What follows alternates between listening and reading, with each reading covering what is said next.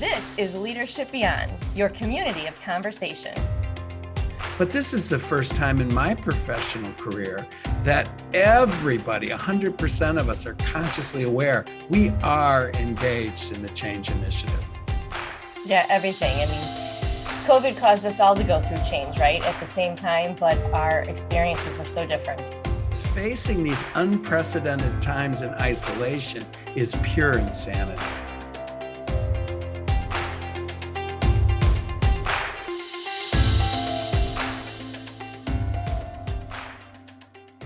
Joining us today is Elizabeth Brigham.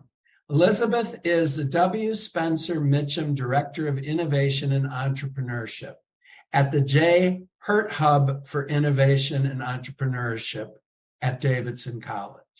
The Hurt Hub at Davidson facilitates access and exposure to innovation and entrepreneurship for all Davidson students, alumni, faculty, hub, coworkers, and community members through educational programming, experiential learning in a safe environment, an inclusive co-working space, uncompromising ethics, a robust network, and access to startup capital. Liz is a talent optimizer. She keeps her eye on the business goals and takes care of her people. She creates an environment where people can thrive, and she knows that to take care of people, you must take care of yourself. And piggybacking off take care of yourself, it won't take long for listeners to see how busy she is meeting lofty objectives. Makes space to do thinking. And she gives us some tips how she does it, but we encourage you, no matter how crazy busy, I hate that phrase, but I hear it a lot, you are, to make more space for strategic thinking. Welcome, Liz Brigham. Good afternoon, Liz. Thanks for joining us. Hey, Tom and Adrienne, great to be with y'all. Nice to have you here. Let's jump right in. Could you give us some background of just your career history and how you got back to where you are now? Sure. Yeah, absolutely. It's a pleasure to be with you today. And if I drop the y'alls in, you'll know that I've had full re-entry back to North Carolina. Like the y'alls. Yeah, we'll keep them in there. So as I mentioned, I'm the W. Spencer Mitchem Director for Innovation and Entrepreneurship at the J. Hurt Hub for Innovation and Entrepreneurship at Davidson College. And I went to Davidson, graduated in 2004. I was an English major.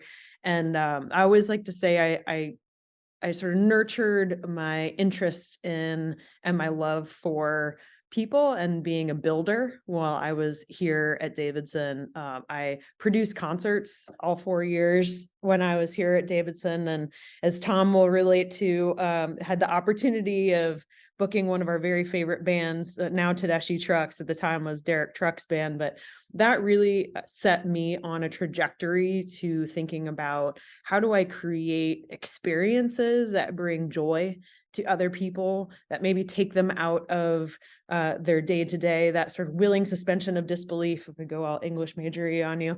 But then ultimately, after Davidson moved to Chicago, I worked for a company called McMaster Carr in their management development program. It was industrial supply distribution. I know more about hex head cap screws and steel-toed boots than I think I'd ever wanted to know, but that really set the foundation for business and understanding. It was a rotational program through sales and marketing, and I did some international supply chain logistics and sales operations and all of that.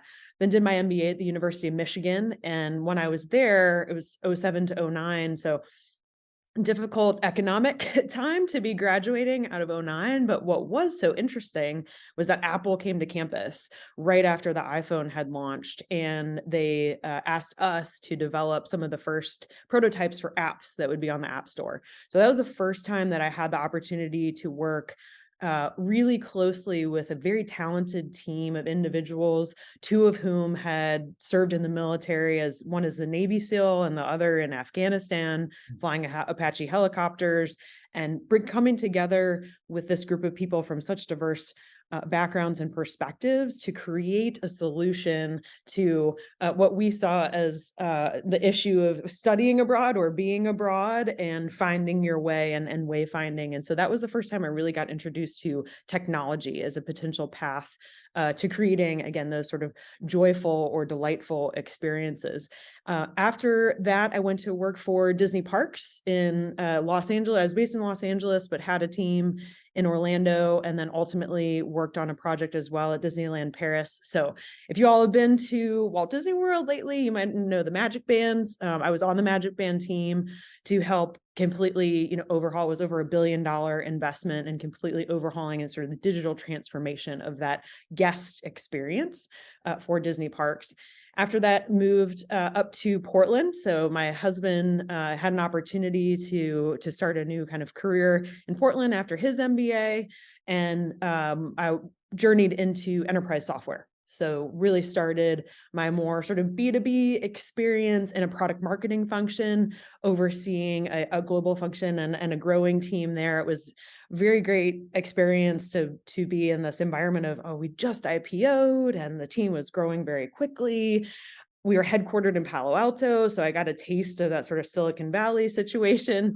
We can go into more depth there if you want. And then, had my first son in Portland, and then got pregnant with my second son. And we decided, it was time to move closer to family.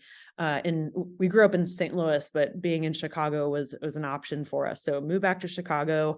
Unfortunately, the company that I was working for was going through a lot of change, and a private equity company came in and sort of gutted and changed the company over. And so I wasn't part of a layoff there, I quickly realized, hey, I need to kind of look for something else. So had the opportunity to join a startup that developed all of the technology, the back-end sort of technology for Hillary Clinton's website in the 2016 presidential election. That was a very different environment, going from 400 people to 40 people and everything that was wrapped around that election. And unfortunately, we ran out of funding. So I'd been on the up and down, the hockey stick growth and the crash of running out of funding a week before Christmas 2016. And, having to lay off my whole team and myself and file for unemployment. Like, it was a very watershed moment in my career. Went on my sort of, hung my shingle, started a consulting company, 100 coffees in 8 weeks, trying to figure out the tech scene in Chicago, and wound up with an opportunity at Morningstar, which is actually where I met Tom. So had a wonderful opportunity to build and expand product marketing function for their software division, growing that team from about 3 to 10 all women, which was very interesting, and different tech and financial services in particular. And then moved into a role overseeing their flagship software platform, Morningstar Direct and reporting solutions. Then COVID happened. And all things at the Black Lives Matter movement. And, there was, as everyone went through, I think there was just a lot of time of self-reflection, speaking with my husband and my family and rethinking, what do we value? Where do we want to be? And then I saw a tweet come through from my predecessor at Davidson. And if you do follow me on Twitter, I'm at ES Brigham. I tweet all the time about my profound love for Davidson. So all along this path as well, I would say I've been a Davidson groupie. I ran alumni chapters in every city we lived in. I served on the Alumni Association board. I was a member of the Board of Visitors. Davidson, bleeds through me through and through. And so this tweet said, hey, I'm leaving. I'm starting my own company. This role is open. And so turned to my husband and said, what do you think? Like, in the midst of COVID, let's pick up and move and try this new thing. So anyway, that's the short of how I came to work here at the J. Hurt Hub for Innovation and Entrepreneurship nearly exactly 2 years ago. Actually, my 2-year anniversary was a couple of days ago. So there it is. Yes. Gosh, it goes fast. There you go. Yeah. Mm-hmm. Well, a couple things come up. One is a variety of experiences, and probably not what you're anticipating when you study literature. And yet, fiction and life are strange and mysterious ways. Mm-hmm. But zooming out a little bit, I would be interested in some of your core philosophies of getting the best out of people? Sure. Yeah, and we can always come back to how I tie back my English major to what I'm doing today, and maybe I'll roll that in because I'm a big liberal arts proponent. But kind of going back to what you asked, I mean, one thing that has really stuck with me, and I was fortunate to grow up in a very supportive environment, and one of the core goals of the educational system that I was in was a social awareness that impels to action. And so that is a coda, a refrain, something that really sticks with me, and trying to practice deep empathy for anybody, whether I'm managing them directly in sort of a direct report role or more of a coaching environment or sort of management by influence, across a project. The very first thing I always try to do is have that social awareness. And for me, that looks like relationship building. So taking the time to listen to them, understand where they're coming from, what's their perspective, what contexts are they operating in, and how are they incentivized? And here's where I will tie it back to my English major. All of the fiction that I read and analyzed was all about characters. What are their core motivations? What contexts do they find themselves in? And as you know, there's always a critical decision point in the best stories, right? If you look along the progression up to what is that critical decision point, maybe they have a guide along the way, and then whatever decision they've made, obviously has some effects, positive, negative, or otherwise, in what their ultimate trajectory will be. So I think, again, that the English major and the background of how I grew up really first focuses on those relationships, and then building everything from there once you have that permission and the safety to engage. When I think about the roles that you've had and the environments that must have been very fast paced for many of those, right? Like anything tech startup, I'm hearing super fast paced, maybe high turnover, in and out kind of, positions. How do you like make the time and make that a priority? Like, yes, relationship building is such a high priority, but when there's so much going on so quickly, like, what are some examples of how you just really can practice that? Sure. Yeah, the first one that comes to mind for me was my role at Disney. And for many of you out there, you might be Disney fans, you might have engaged with the brand in so many different ways. The insider look, my title when I was working for Disney.com, I was working for Disney Parks, but I sat on a group that was all synergy marketing. So you can take that how you want, but the whole premise was, Disney success is predicated on building franchises and then activating those franchises across all of their different business units. And so in effect, I was overseeing all of the parks and resorts portfolio and bringing that to life in a digital way on Disney.com for slightly different audiences, mostly kids. At the time, it was about 30 million people coming to Disney.com every single day. So it was mostly kids, but also very highly engaged fans. My role was, I did not have any of my own budget or my own team.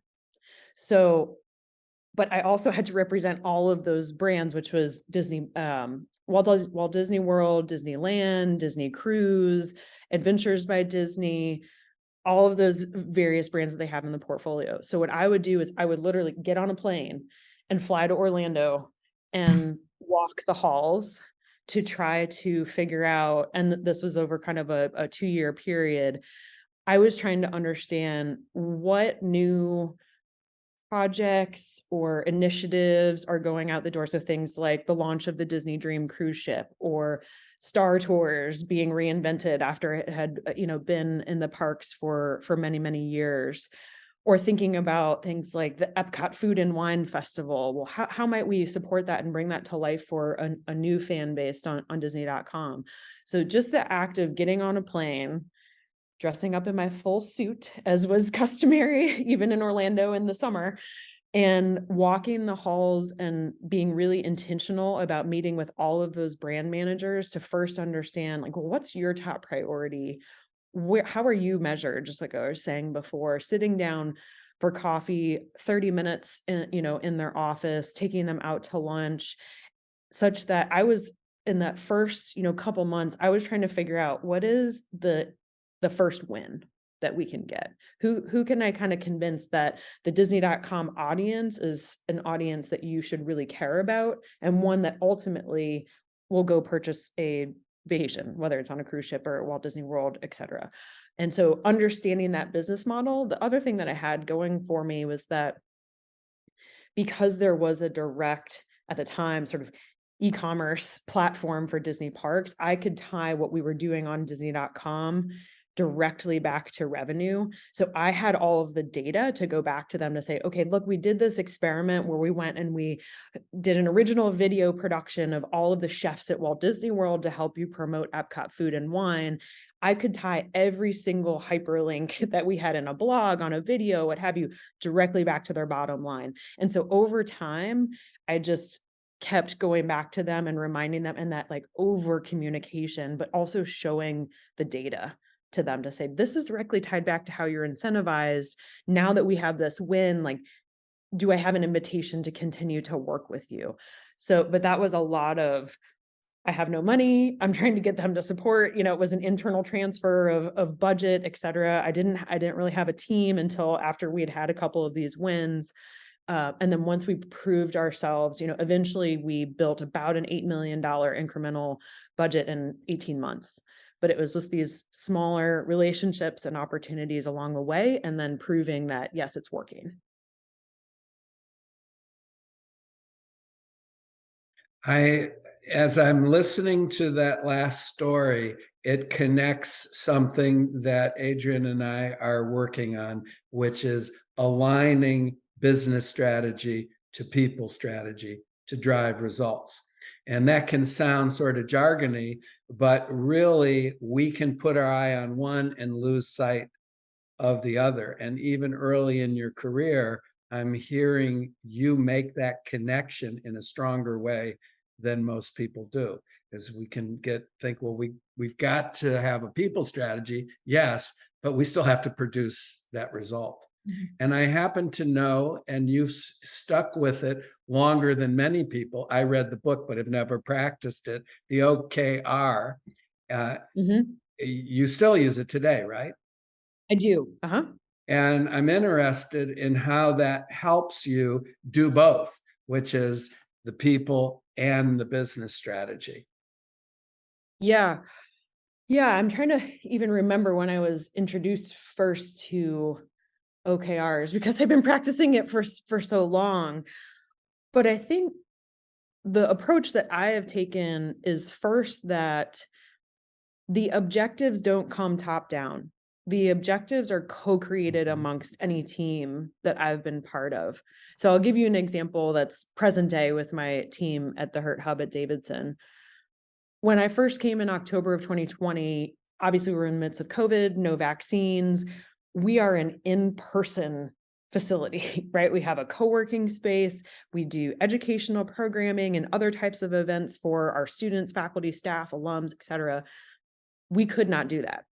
And so we took the first 2 months of my tenure to do intense interviews. We interviewed about 150 people over the course of 8 to 10-ish weeks. And mind you, this was in the midst of holidays and all sorts of other things going on, really to understand from a faculty perspective, a student perspective, a community perspective, our coworker perspective, who are we and why do you show up here every day? Or why did you before? How does entrepreneurship fit at a liberal arts college with no business school, no graduate degrees, no faculty members that are, focused on entrepreneurship? And through all of that listening, going back to, I'm a big practitioner of design thinking and really that sort of human-centered design. We heard, and even down to the words, things that ultimately became our strategic objectives. So things like making the Hurt Hub an integrated and integral part of the Davidson College experience.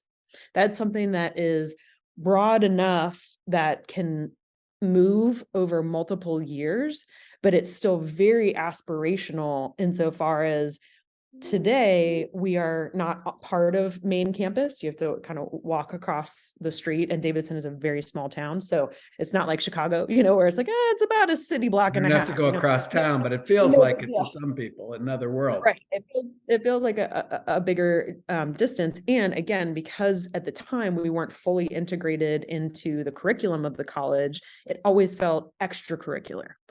And so using that language to say, okay, we know this is what's back in people's minds. So if we flip that on its head and say, we want to be an integrated and integral part of the Davidson College experience, that's going to take a lot of work. Then as a team and individuals as well, we have a few different pillars of things that we offer. Like I said, educational programming, experiential learning opportunities, and gigs and micro internships for students, and mentorship program, access to capital, innovation consulting, all sorts of different things, and co-working, of course, that are going on.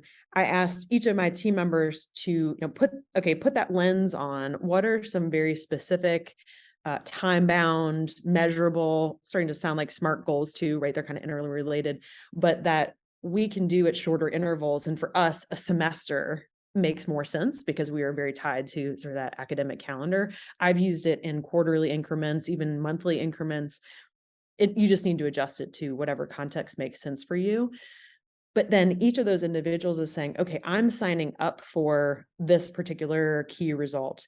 I can give you an example of one because I'm kind of looking at it right here, but things around, how do we become the official orientation spot such that every first year student who's walking onto campus, one of the first things they see is the HURT Hub at Davidson.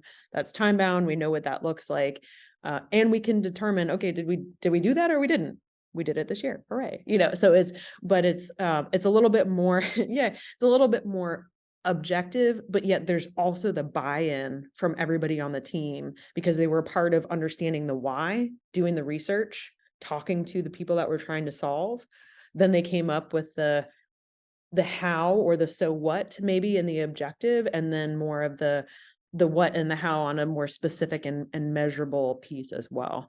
And all of those too, I think, contrary to some other models where you have sort of the annual performance review, we review all of our key results every 6 weeks. And then every quarter as well, to say like, okay, did we hit this? Did we complete it? Is it still in progress, or do we need to reprioritize it because perhaps either there's some sort of externality or something else we couldn't control, such that we need to shift that focus. And I think that boosts accountability on both the results side and the objective side, that it gives an opportunity for the people focus also to be there. Right. Because it isn't top down, and because you're having continuous conversations and learning about each other as you produce the results. Right. And I will say the ones that we collectively work on as a team, each one of those key results are dependent on collaboration across the team. So I do work with my individual team members to come up with their own professional development OKRs as well. But the ones that we publish out and share out with our advisors and other key stakeholders, those all have some contingency where, my marketing manager needs to also be working with the woman who runs our Gig Hub program, or the funding program manager is working with our operations person. And that is really built into the fabric of that framework as well. It sounds like you really build a community almost from, it's like I'm seeing it sort of from the inside out, but then also all around, right? Like just kind of taking that. So it's coming at all angles.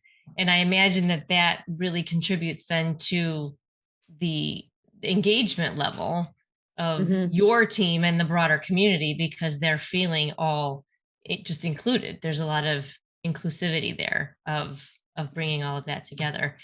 And is it, Tom, you talked about the secret sauce. I think that that's a bit of a differentiator, right? From what I'm hearing is just that it's from the inside out, but also all around together at the same time. And that's really how you're getting people to thrive within that environment, because they are co-creating that environment. You used the word before, Liz, about over communicate, and I don't really think it's over communicate at all, because I think it's consistent communication, because communication is dynamic. And too many times leaders say, I already told my team this. And I have to say, just because you hit send doesn't mean there was a receiver. And I think the framework helps the continuous conversation to happen without being, it isn't really redundant. It's just that things are changing, perspectives are changing, new information, new ideas. And I think that's built in to the way that you approach it. Yeah. Yeah, I would say the other thing that, that I've evolved over time is the practice of having, rather than me going in and saying, okay, here's all of our OKRs on a piece of paper, I'm going to mark, did we complete this? Is it in progress? What have you? Each one of my team members is responsible for going back in and saying, where they are in that process, and having the agency to say, you know what, I needed to reprioritize that. And of course, we'll have a conversation about it, right? But, I needed to reprioritize this because of this happened, or actually I found out through conversations and research that this other approach would be better served to get us to achieve that objective. So I just really like how fluid that is. I will say, in, being self-reflective, and Tom knows this from previous discussions, one of the potential pitfalls or things to watch out for is the sense that you're not making decisions fast enough, potentially, or there might be too much collaboration and consensus building and all of that. So that's something that I've been trying to check myself on with feedback from my team about that, of saying, okay, are we, to your point, like, are we still moving fast enough? We're this interesting microcosm inside, and the industry of higher education, all the things that you want to think about. And sometimes there's a perception that institutions of this size or even larger, right, move very, very slowly. But I think through this framework, it helps us to be nimble and helps us to continue on that spirit of experimentation that we're trying to evangelize to the world, right? And so drinking our own champagne, as it were, but there definitely, I would be remiss in saying, oh, it's all sunshine and rainbows, right? There are things to look out for, and make sure that you're going back and doing those self-assessments, self-checks as an individual, but also across a team. I think that what helps with the consensus area is recognizing not all key results are equal. And there are some decisions that aren't mission critical. And if we have good conversations where we say, just make a decision. If it's a $36 decision, do we need 10 people to consider all the options? Just do it. Right. And so I think that understanding that our bias is intentionally toward getting the voices in the mix, and empathy and all those qualities. And that sometimes someone just has to do something. Right. And And I think building that into the conversation is, I think, what becomes clear is that it's a good, and the way I always word that is, it's a strength, and your strength creates blind spots. And one blind spot is you tend to do what you do from strength, which is good. We don't want to change that. Like, hyper organized is a strength. It doesn't become a weakness, because the opposite would be sloppy, and you don't want to go there. But maybe I don't have to have it quite this well organized. Yeah, that's right. And there's a bit of, it's this fine balance, or a dance between accountability and structure and fluidity and flexibility, right? That you seem to have been able to bring to life. Let's talk about, if you don't mind sharing, in our pre-show chat, you had shared that you had taken yourself on, I'll call it a sabbatical, but it maybe quite not quite a full sabbatical, but a journey of self rediscovery. So, and I don't know how you would frame that, but in everything that you're doing, being able to put the attention and intention back on, I need to take that step back and be reflective. Can you share a little bit about that? Because that is something that, as we've said, we see leaders now, especially today, struggling with making that time for themselves. Yeah. Yeah, it was not easy. I called it a design sprint in my sort of human-centered design pathway here, design thinking. So it was 2 weeks, and I will say I put messages out. I'm a very social person. I put a notice out on LinkedIn and on Twitter, and I basically said, I'm doing this for the next 2 weeks. Hold me accountable. Here are some things that I'm looking for, suggestions of people to talk to or things to read and listen to. That first week, I got food poisoning and a hurricane came through. So the universe did not agree with my first week choice or whatever. No distractions at all. No distractions at all. 2 little boys in elementary school and the whole thing. So I was like, all right, I hear you, universe, but this is not going to deter me. So I just moved it a week and started the next week when I was feeling better. And I blocked off as much as my calendar as I possibly could. I canceled all my one-on-ones with my team. So I have 10 people, 10 direct reports on my team. So it's a significant amount of time across the week. And I said, I'm taking that time. I realize that it's your time, but I'm taking that time to invest in myself so I can be better for you. And they appreciated that, I think, and understood. And I started a new Slack channel that I just called the Team Development Design Sprint. And anything that I was reading, articles, podcasts, all that, I just dumped into that Slack channel. I had an open Google Doc with just my running notes. It was very much train of thought. I worked with a woman many years ago who was a big proponent of this methodology of working out loud. And so for whatever reason, that came back to me and I was like, okay, great. There's no reason why this should be the secret sauce just for me, or that I should only have access to these resources. Everybody should have access to them. And I think by putting that out in the universe, that just helped me hold myself accountable. So I had very specific, my first day, I started off with very specific research questions that I was interested in. How do I and we define high performance? What does that look like? Give me, what are examples of high performing teams across all sorts of different industry verticals? Then I had other questions about high performing team leaders and what did that look like? Or what happened when they failed? What do leaders do in times of crisis? So I really wanted to set it up almost like I was writing a research paper again. These are the key questions that I'm trying to answer to help give myself a little bit of structure.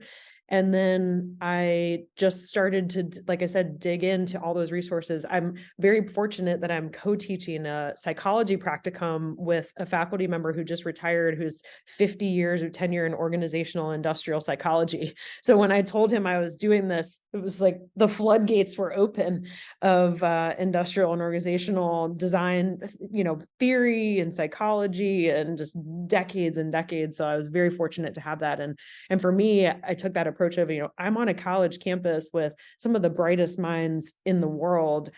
I might as well reach out to them. So I started sending emails to people like Bob McKillop, who was one of the winningest coaches in NCAA basketball. Many of you all might know Steph Curry. He coached Steph Curry, and Bob is now our leader in residence and hangs out now at the Herd Hub, which is quite lovely. So I, had the opportunity to speak with him for an hour and a half and understand about how he moved from a team to a program to a culture over the, his almost 35-year tenure at the college. Reached out to anthropology faculty members, to sociology faculty members. So really trying to immerse myself in, I have all of these free resources at my disposal. How might I take advantage of that in a good way to help? And that was just it. And then any meeting that I did take, like I said, had to be in the realm of those research questions that I was trying to understand. And then my best friend invited me to a conference in Kansas City around women and leaders in sports. And so it was adjacent. A lot of people use sports metaphors in leadership and team culture. And so it was just a wonderful 3-day immersion in an adjacent field. Still had a lot of collegiate, counterparts and other, athletic directors, et cetera, that I could learn from. 1,200 women, never been at a conference with 1,200 women before, all in the, trying to be better leaders, to be better, to create better teams, to be better athletes. And so I know it's really difficult, but I think for me, putting that accountability out into the universe really helped me keep to that program. Do you think it would be possible to maybe take 2-hour spaces and have that repeat over time? Yeah, and it's interesting. I've thought a lot about that, of how do I keep this going, because it's not just that 2-week spot of time. I need to continuously. Yeah, because you don't get that many of those, and good for right. you for doing that. But how can you, in a Kaizen way, keep momentum on what I always call CEO think time? Because the thinking's what goes when you're reacting to so many things on the plate. Yeah, I will say I have not been very good about keeping to those time blocks that I have blocked off. So, some things that I have found in this process too, of I think a lot better when I'm moving and here in a beautiful campus. This is just an amazing place that, I don't have to worry about snow for 8 months of the year, but Rub it in. We're coming up on that season. Come on. And so even, taking more walking one-on-ones and just walking reflection time and blocking that out, I know will be better for me than blocking 2 hours and sitting at a desk and trying. I will just get distracted, or somebody will come in the room or what have you. So that's where my brain is right now, thinking about, okay, if I can start with the lunch time, and use that as my thinking time, because I have to eat, but I also need to move. That's this place to start, and maybe build up over time. So you're playing around with that, but you're going to find ways to do that. That's a really great tip. And I used to often go before COVID, I would go and sit at the Starbucks for a couple hours, or, some local cafe. And it was the change in environment, the change in, you'd think it would be distracting. There's music going, there's people, there's grinders happening, and things like that. But that almost just becomes a hum that somehow centers me. And I recently did that on a Saturday. I'm like, I have to leave. Been working in the house.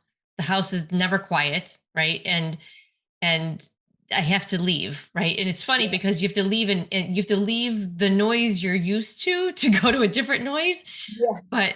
But the motion of physically leaving the place that I'm usually working from, I think that was the key. I got so much done in 90 minutes that I was only there for 90 minutes, but to accomplish that much in the 90 minutes would have taken me the whole Saturday if I had stayed, right?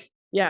Yeah. And so I think that's a great tip to, for all of us. Like, if you only have a short amount of time, can you change your environment just a little bit? No, I think that makes sense. I experimented with it on the end of my first week of the design sprint as well, of just, instead of having a regular sit down team meeting, around the conference room table, we all just got up and went for a walk, and there was no agenda.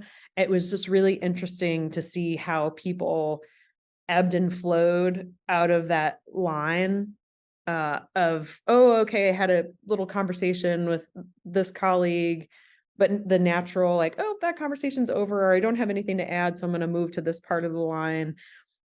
So much more came out of that interaction. That's another thing. I was like, oh, wow, well, that was a good experiment. Let's do that again. We should do that more regularly. And so I think, to your point of get out of your comfort zone, and at the same time, going back to my point about becoming an integrated and integral part of the Davidson College experience, like, go across the street and walk where everybody who we're trying to serve is walking. And how do you walk in their shoes? That's my Atticus Finch principle, going back to my English major, right? Like to get it around in their skin a little bit, walk around in their skin a bit and be surrounded by that culture such that you come back to a more familiar environment, that you're changed in some way. Well, the time goes very quickly and we're out of time, but I would leave it with an open-ended question. And maybe you're talking, how many women were in that conference? 1,200. Yeah, so maybe you're talking to 1,200 and we'll make it not all women. And you only have a couple of minutes. What would you like to encourage leaders, aspiring leaders? What would you like to leave the non-English majors with, and the English? Sure. Just going back to that design sprint, that you do have agency and control over your calendar. You do have the ability to say and to ask that person, is this meeting really that urgent?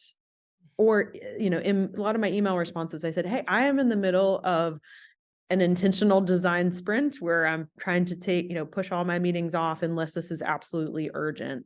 It was really challenging to say that because somebody needs you, all those pieces. But most people said, oh, absolutely. Don't worry about it. Yeah, let's catch up, when you're ready. And so being unafraid to be vulnerable enough, I guess, to tell people that you're engaging in this, and ultimately that by saying that in the email, they are inherently supporting your growth as well to be a better leader. So it has, I think, this ability to deepen that connection. So take that agency, cut off your calendar, but also be transparent about what you're doing, such that, one, you can be a role model for other people on your team or others in your organization, but two, that they recognize the importance and the heft and the focus of self-care and self-development. Boy, there's a lot in that 2 minutes. Courage, vulnerability, empowerment. permission. You've empowered, those you said, do you really need me? Like you just said you're empowered to go figure it out. Right. Try. Right. And I bet you'll do it. If not, come back again, because then it is urgent, right? But yeah. Sure. Wow. Thank you so much for joining us today. It was a pleasure. It was so great being with you. Thank you for listening to the Leadership Beyond podcast. We hope you benefited from this conversation as much as we have. We invite you to join our community of conversation.